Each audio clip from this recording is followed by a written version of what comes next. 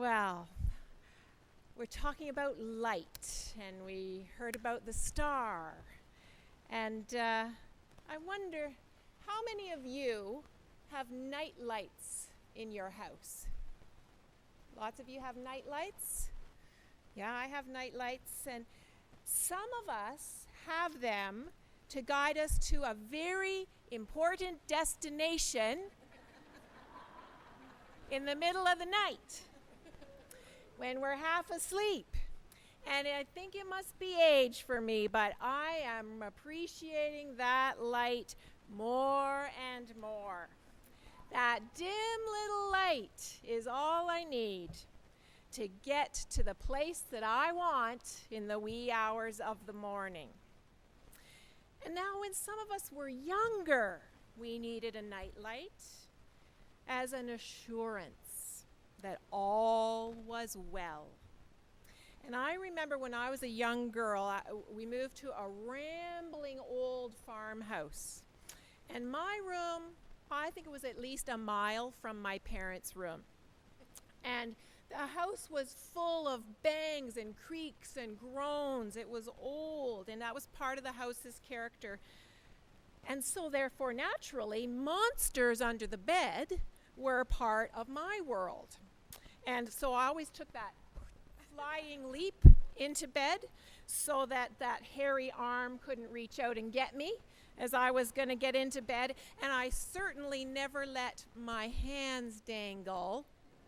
You all know, right? I never let my hands dangle when I slept. Well, eventually my mother got a night light for me, and it lit up the underside of my bed.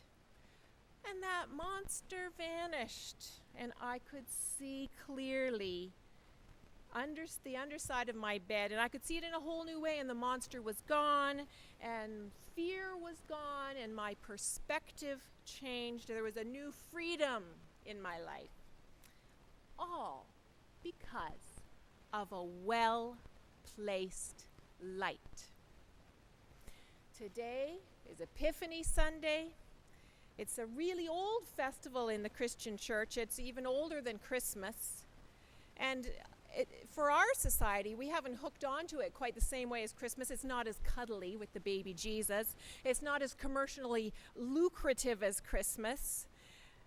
But what Epiphany gives us is an image of a well-placed light. Jesus. An epiphany, like Andrea was saying, it's an experience of revelation, an aha. And that is what the early Christians experienced in Jesus. They experienced in him a taste of God, a human embodiment of the essence of God, love and grace in human form, justice and peace in human form. Jesus was a well-placed light in the lives of those early peasants of Palestine.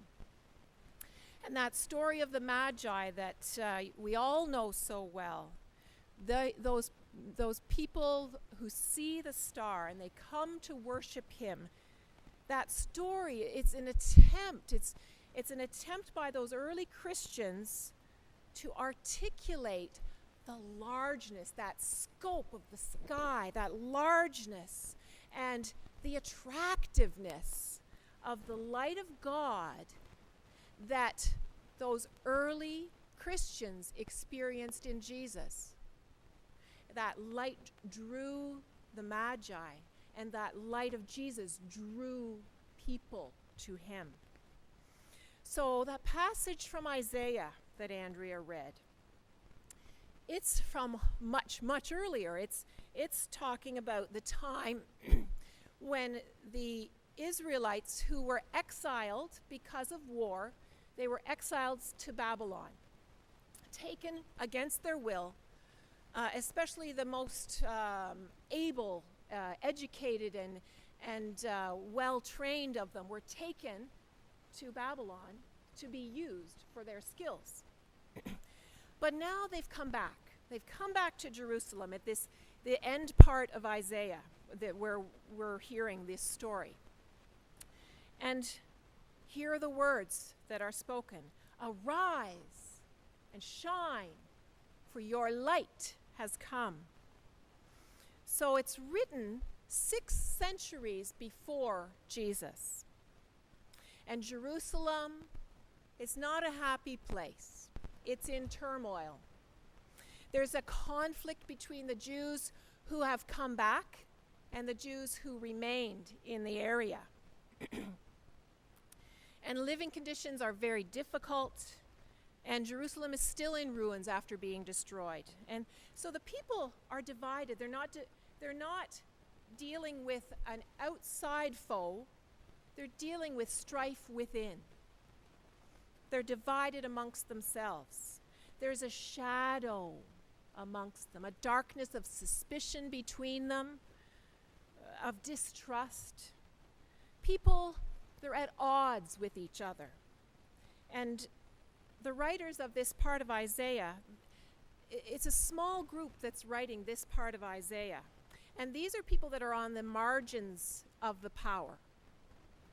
And historians believe that it was likely that they were struggling, these people who wrote this part of Isaiah, they were struggling with other Jewish people who had a much more narrow and exclusive understanding of who God would draw close to, or who could draw close to God. So the writers in this group, they wanted outsiders, foreigners, and they wanted eunuchs to have access to God. But many of the other people said, no, these people are not allowed close to God. Does everyone know what a eunuch is? Let's maybe talk about that. A eunuch was a person, mostly was a slave, taken against their will and castrated, made not able to have babies, not able to father a child. And so these are people that they're created to be this way so that they aren't a threat to the men in power, not a threat to women, right? So they're asexual. They have questionable sexual identity. People don't really know, are they male, are they female, what are they? They have high voices, but they're not really female. And so there was a large body of people that said, no, these people can't come close to God. And the same with foreigners. They stay on the outside. But then the writers of this part of Isaiah, they say, well, they're talking about this light of God arising. And they're picturing a different kind of Jerusalem, where the shadows are dispelled and people are open to each other, so that everyone, including those people that are questionable, those eunuchs, those foreigners, those outsiders, where everyone is included in that circle of God's love. And they picture God's light as unconditional. And they picture it erupting into the shadows, into the darkness, into the exclusion, into broken relationship. And that's where the light is coming from. So what does light look like to these people who are writing? It looks like right relationship. It looks like forgiveness. It looks like welcome. It looks like compassion. It looks like a community where people are kind to themselves, kind to each other, where people honor themselves and people honor each other. What does light look like to you?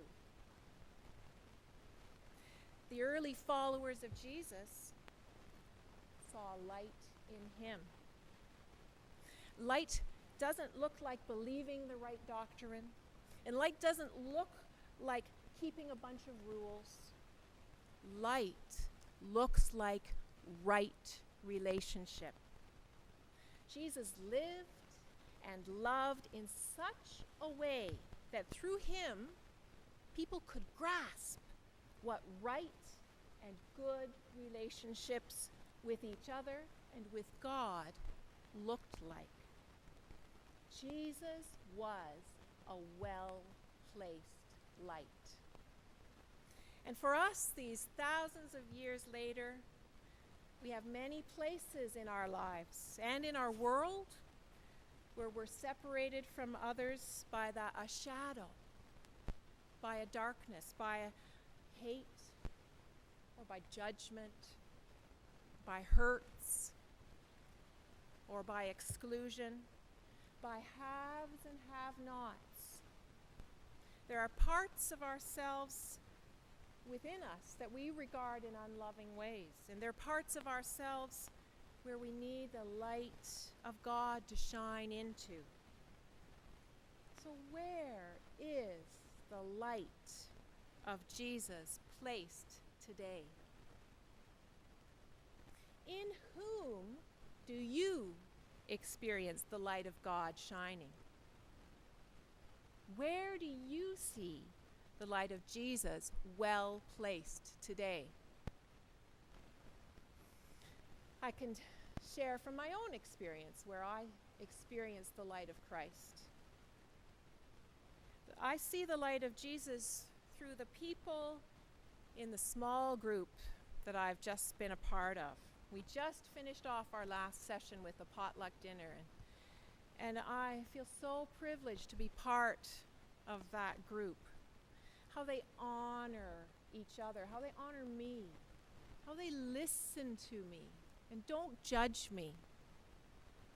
I would highly encourage you to be part of a small group if you can.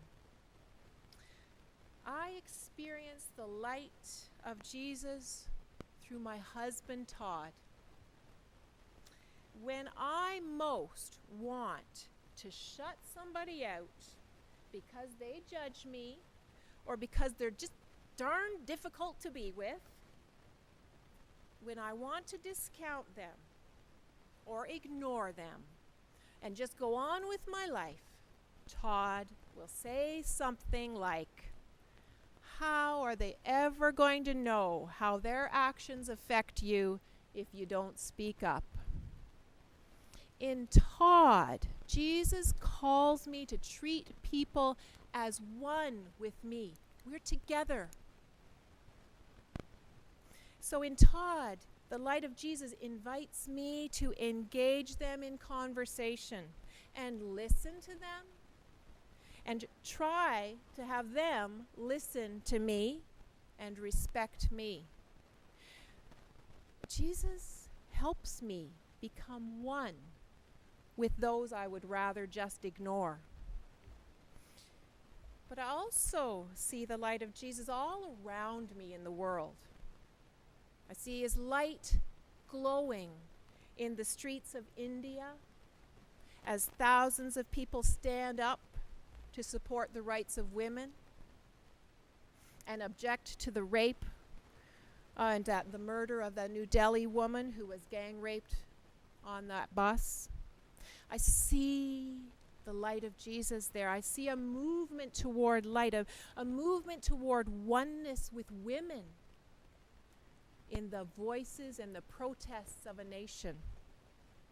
I see the light of Jesus in that grassroots movement of the Canadian Aboriginal people called Idle No More. As they speak up against that recent omnibus bill that bypassed really vital public debate about decisions around sustainable, environmentally friendly ways to extract resources from our land. I see the light of Jesus in that movement, drawing people to listen to each other and be one.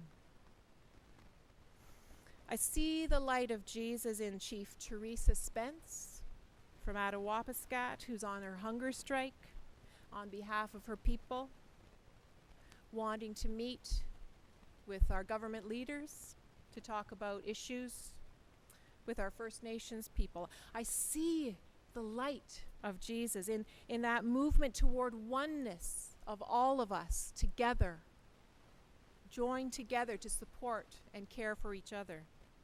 I see the light of Jesus in that partnership right here at Collier Street United with the Open Hands mission trip to Nicaragua, with the Mosquito people of the east coast of that country.